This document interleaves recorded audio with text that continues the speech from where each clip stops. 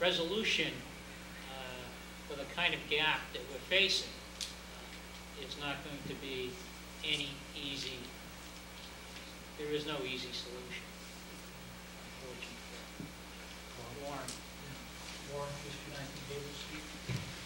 Somebody made the point a little earlier about the fact that not all towns are created equal, and that's one of the problems that we have. We don't have the big commercial base that Wilmington already. Even some of the other towns you're going to visit, they have a much larger commercial component, and that commercial component helps in a time like this, helps them with a financial buffer, because there's money coming in that isn't related to children or schools and things like that. So I mean, that's really a key point. So you're left with trying to deal with a budget based on the money you get out of homes, and everybody knows that homes don't really generally carry the kids that come out of them. So it's not a win.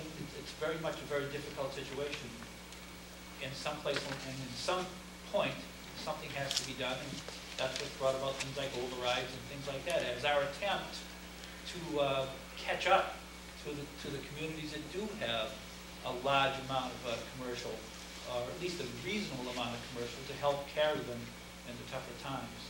But I think we also have to be careful about trying to separate out take too much from the government and put it into the schools, because part of a child's school day is getting to school and getting home. And it's the responsibility of our public safety people and our DPW people, especially during the winter times, to make sure that they can do that safely. So there's a balance that has to be struck someplace, and we have to be careful that we don't shortchange one and create danger on one side while trying to provide opportunity on the other. Thank you, Ron. Oh, I'm sorry. We're faced with a major crisis right now because of the economic situation in the country and in the world. But we've been facing this crisis kind of thing for years. Every year it comes up where we're looking at an override to try to meet the budget. This year wasn't going to be any different than any other 2010. We're faced with that because of a structural problem that was created some 28 years ago. It's called Prop 2.5. And Prop 2.5 says we can only grow at a compounded 2.5% in our revenue from property tax. But the problem is that inflation has been a whole lot higher than that. And that gap, when we go back to when Prop 2.5 was formed, initiated, that was going to be picked up with state revenues. Well, the state hasn't kind of filled that obligation. And now the state finds themselves in a particularly difficult spot where they don't have the revenue to fill it. This is a part of the crisis.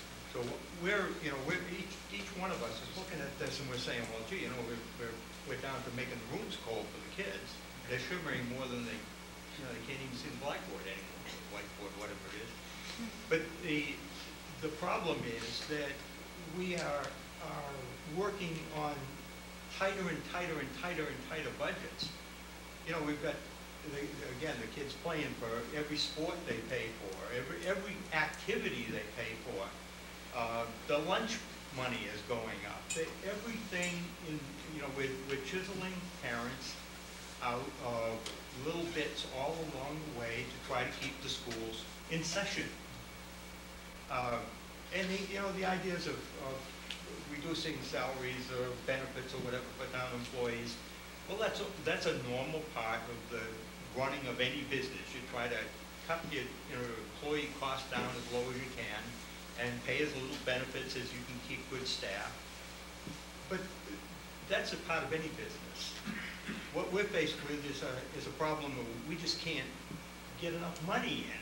And we can't get enough money in because the circuit breaker in 2.5 is something called an override. And we can't get past override. We need to ratchet a few years and get a higher level to start with. And then we'll be able to go along at 2.5 for a while. And then we're going to run into the same crisis again. You just have to look at the projection of the money out over time. And that's our problem. And, you know, we can all look around the room and point fingers, but it doesn't do any good, because we just don't have the ability to get past that 2.5 blockage, or get more money from the state to fill in the gap between inflation and 2.5 on the curve. And that's the difficulty that we're faced with. And we can beat our head against the wall all we want, and every year we're gonna be looking at a shortfall, because inflation beats 2.5 every single year.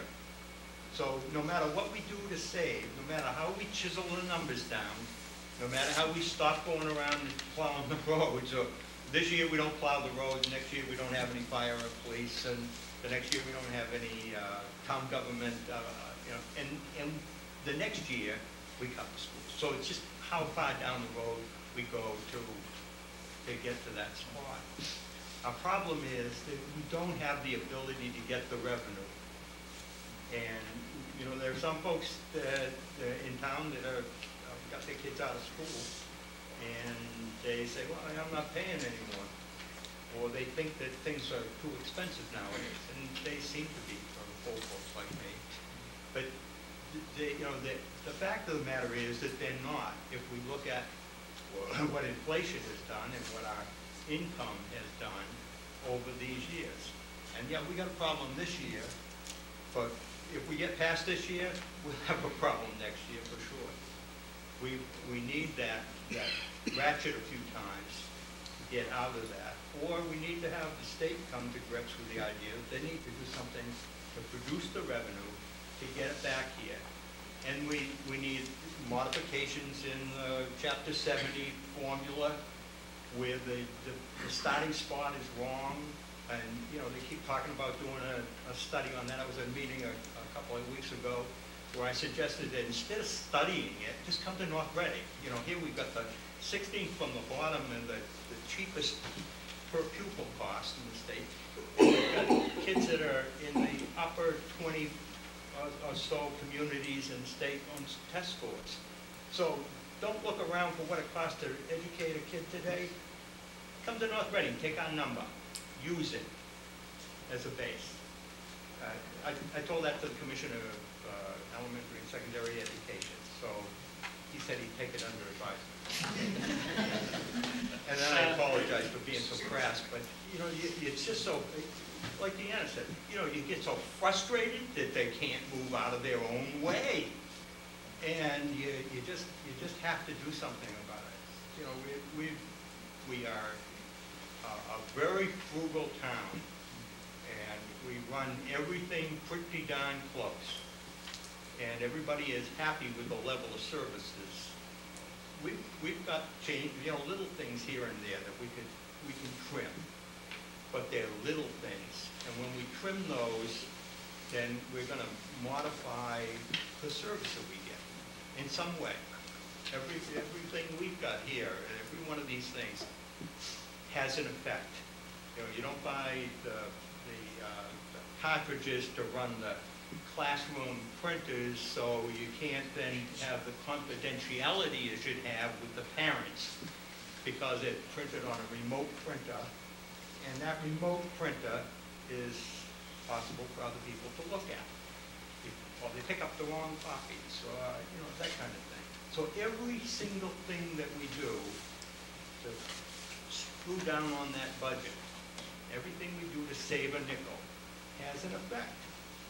And it's unfortunate that that's the way it is, you know. But we're you know, looking through the report, this application we're filing for secondary school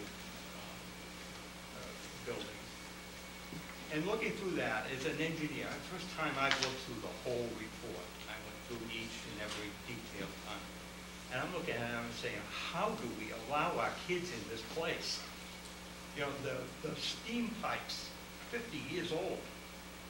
Yeah, we got a new boiler 20 years ago. But we've got a dirt floored crawl space under the whole building except the new library. And it gets wet.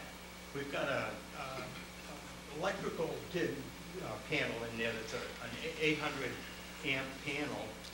I got 200 amp panel in my house. And we're running a high school on 800, and that's in the basement. The recommendation is for a 2,000 amp panel. It's that kind of thing, that we're running on empty. We're running on fumes. And that's really where we're at. We either need to get an override, or we need to get the state to cough up more money for us. It's tough today for the state to do that. And it's probably tougher to get an override. Look, what I'd like to do, because we could go on talking and not really accomplishing anything for the rest of the evening. The focus of this meeting was to lay out the issues associated with this year's budget. In summary, we have, as a result of finding some additional new growth, have enough to cover our current projected deficit. But, as the town of North Andover is doing, I think it's very prudent that we continue forward with putting some money aside, hold off on some expenses, wait and see what happens in January, February. When the new legislature meets, they deal with the governor's budget. The other big factor coming in is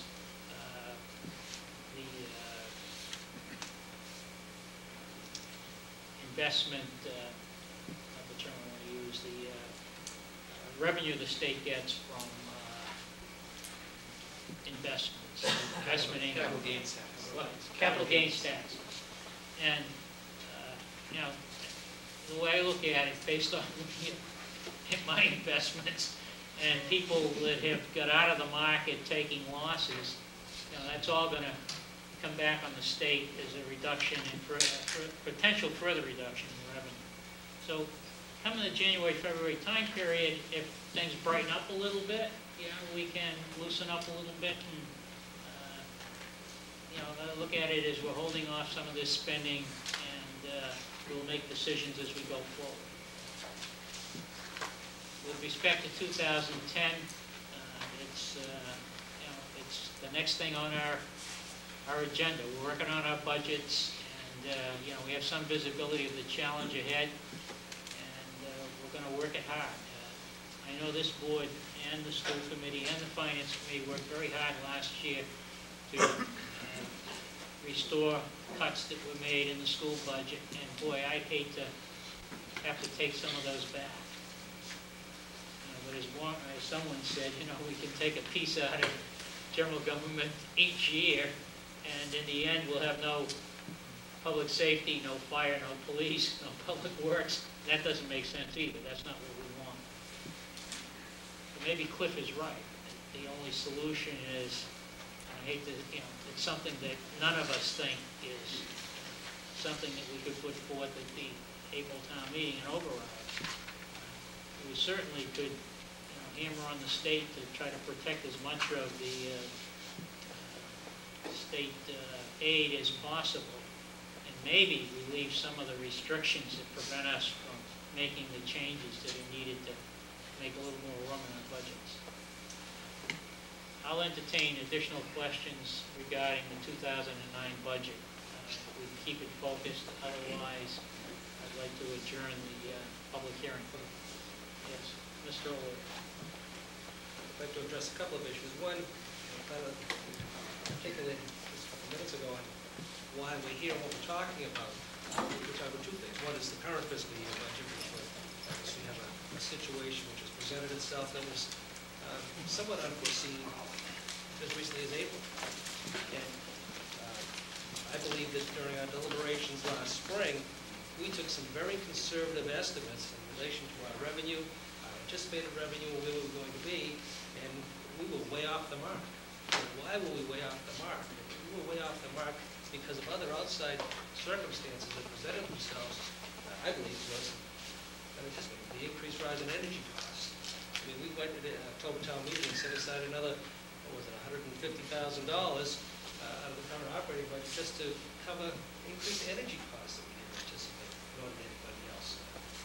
Unfortunately, they've come down a little bit now, so maybe that will grant us some relief going through the current fiscal year. But things like that, which we did not anticipate, and nor do I believe that we should have necessarily